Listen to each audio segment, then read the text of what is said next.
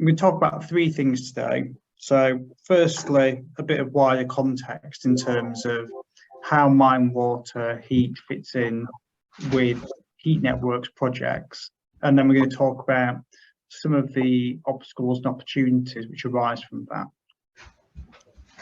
So firstly, then, on the wider context, the UK has made significant strides over the last couple of decades in terms of decarbonising the grid, but relatively little progress has been made in terms of decarbonising heat.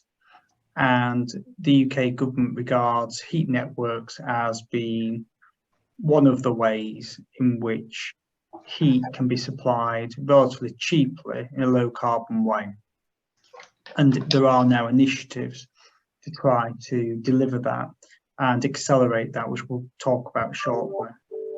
So a heat network is a series of underground insulated pipes which take heat from a central source to a number of different buildings. So that's a district heat network as opposed to a communal heat network within a single building. They're agnostic in terms of the heat source. So they can be heated using energy from waste heat, or heat from an air source heat pump, or equally heat from a water source heat pump. So obviously the opportunities of working with mine heat is a huge opportunity to kind of help unlock that as a source of low carbon heat to heat vast swathes of the UK, as was shown on Peter's slide a minute ago. So the UK government now is trying to drive forward heat networks through two primary means, one of which is providing grant funding.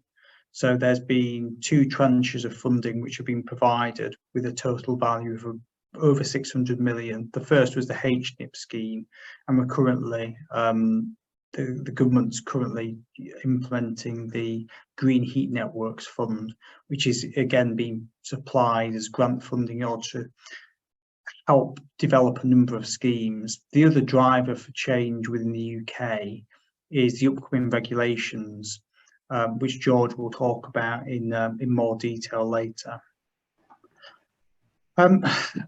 So heat networks, despite the fact that they have been used in Europe and elsewhere around the world, haven't taken off to the same extent in the UK. And there's a few reasons for that. I think partly it's cultural, that we've not had a long history of using them, certainly not in any kind of high profile way. I think if you were to talk to people on the street about whether they knew what a heat network was, I think the majority wouldn't. So I think they don't have the profile that other heating sources do. I think the obstacle we found in delivery of a lot of projects has been one of commercial viability. So has the return for the investment been sufficient in order to make the project deliverable?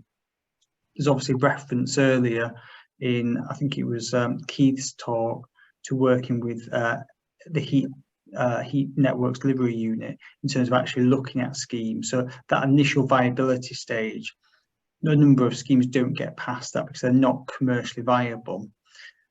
But for reasons, because of the HNIP grant and the Green Heat Networks grant, and because of heat network zoning, which George will talk about, there are likely to be many more schemes which are now commercially viable, particularly if they're looked at in the context of potentially having relatively cheap heat from mine water, because a significant part of the cost in terms of heat networks is the development of the energy centre, and particularly where heat's been taken from a treatment plant.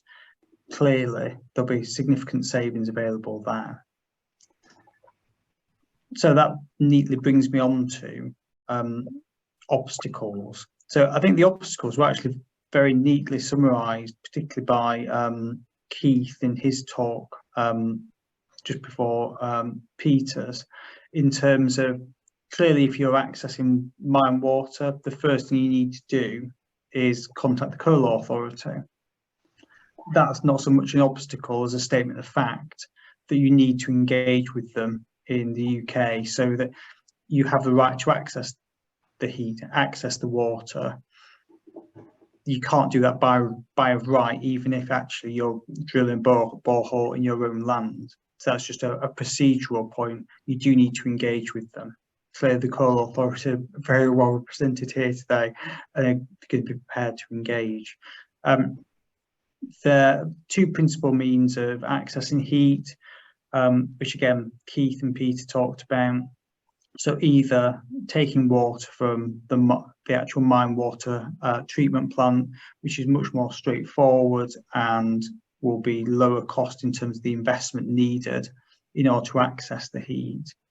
But as Peter talked about, you're fixed as to where the heat can be taken from. Whereas there's more flexibility with boreholes, because they can be put in a number of different places, albeit the cost associated with that is likely to be significantly greater. And there are challenges in terms of extracting the water, whether there's a sufficient amount, and then getting the water back in. There's also, I think, again, drawing upon Pete's talk, there's no guarantees in terms of the supply temperature. So it's a natural phenomena, and therefore you can't treat the extraction of heat from mine water as you would say taking heat from an energy from waste plant, where you could set a guarantee about the amount of heat supplied and its temperature.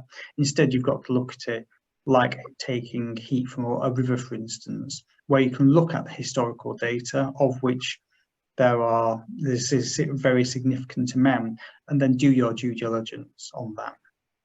I'm going to hand over to George now, who will talk about opportunities. Thanks, Andrew. Hi everyone. So I'm a projects lawyer, but over the last sort of 6 years, I've specialised particularly on district heating networks. And this slide's titled opportunities, but I think facilitators might be a better word, because it's what's going to facilitate the required expansion in the use of heat networks in the UK. As Andrew mentioned, that's required. I think two things can be identified that were in the Energy Security Bill that was published last year. One is a regulatory framework for heat networks, and the second is the powers to enable something called heat network zoning. The regulatory framework, and subject to parliamentary process, royal assent for the bill should come through hopefully at some point next year.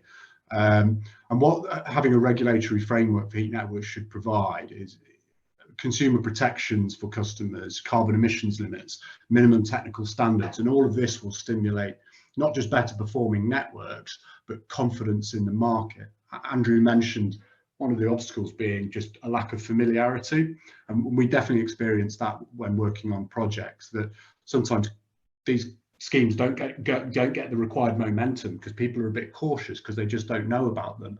And as soon as you describe something as a regulated market, the confidence should be instilled, and there will be a Ofgem regulating heat networks.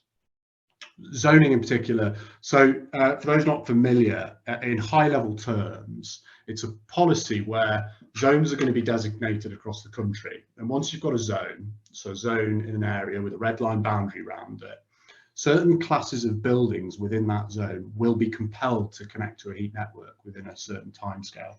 So that completely de-risks schemes if they're developed within a zone. The idea being that certain areas are particularly suited to heat networks due to a number of factors, such as the building density, the heat demand, and crucially, the availability of existing heat sources. And there are 28 pilots ongoing at the moment for zoning.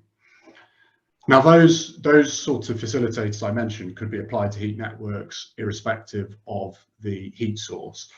Specifically for mine water schemes, whilst some of the detail is very light touch in the bill, there are some things you can pick up. So zoning, it's not only talking about compelling buildings to connect to networks, it also suggests there's going to be requirements on people to allow the installation of equipment on their premises and the connection of that equipment to a network to enable a source of thermal energy on that premises to supply the network. Now, it'd be interesting to see, and the detail's not there yet, how that interplays with the Coal Authority and its licensing and its consents regimes. Separately to zoning, the bill will also include a licensing regime which will make heat networks more analogous to other utilities, so that developers and operators of networks will benefit from licenses to be able to do certain things on land to develop the network. I'm very conscious of time, so I'll sort of accelerate this last bit, and I think they've already been spoken about, but just sort of to provide reassurance that these schemes are being explored. There are a number of publicly available information schemes being explored, and as Andrew mentioned, Symposium being a prominent one that we're acting for one of the developers on. I think that takes us to about 13 minutes, so I'll open the floor to any questions if there are any.